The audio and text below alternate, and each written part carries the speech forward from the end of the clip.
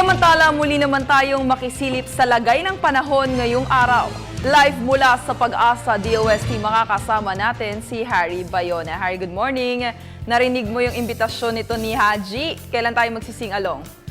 Alright, narinig ko nga, dinig na dinig ko, Perceline, pero bago tayo mag-schedule ng sing-along, syempre silipin muna natin yung magiging lagay ng ating panahon. At narito na nga po ang latest mula rito sa Pag-asa DOST.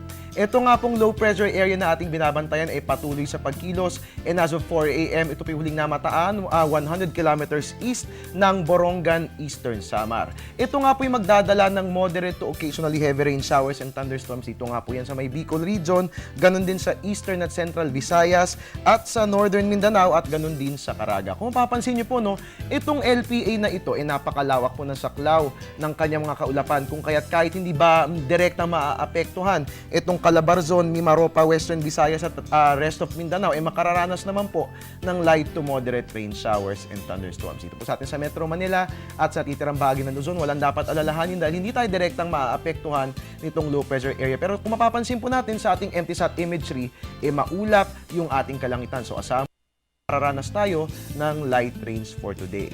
Ayon nga po kay Pag-asa weather forecaster Coin Radivas, siguro nagtataka kayo no, kung bakit ang tagal-tagal kumilos itong LPA na ito.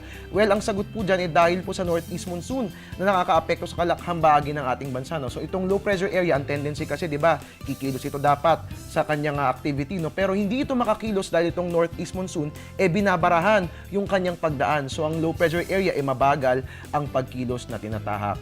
Ayon pa nga po kay Miss Radivas na weather forecaster ng Pag-asa, ito nga pong low pressure area na ito, dadaan po yan, magtatraverse dito po yan sa Visayas hanggang makalabas ng West Philippine Sea by Sunday. So asahan po natin na hanggang linggo pa nga makararanas ng mga pag-ulan dito po yan sa kalakhang bahagi ng ating bansa.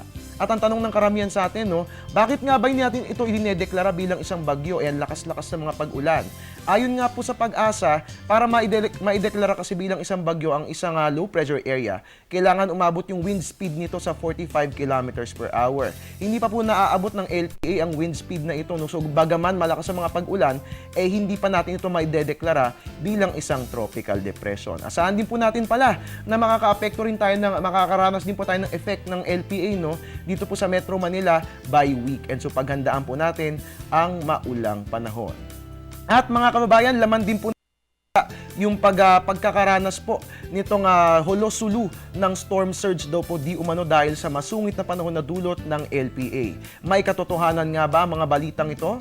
At mga kababayan, lumabas nga po yung mga balita na naranasan po ng holosulu kahapon ang storm surge di umano. Pero ayon nga po sa Pag-asa, hindi po natin ito makaklasify bilang storm surge dahil to begin with, wala naman po tayong bagyo dito po yan sa ating bansa. Yes, may mga pagtaas po ng alon pero ito po hindi po mga kumbaga enough para masabi po natin na storm surge nga po ang naranasan dyan po yan sa holosulu. Pero kahit hindi po storm surge ang ating naranasan, patuloy pa rin po nating bantayan ang lagay ng ating panahon. Again, hindi po storm surge ang nangyari kahapon sa holosulu. At para nga naman po malaman nyo po yung latest sa lagay ng panahon, ugaliin po ang pagtutok dito lamang po yan sa Panahon TV Express para po sa mga updates na mula po mismo sa Pag-asa DOST.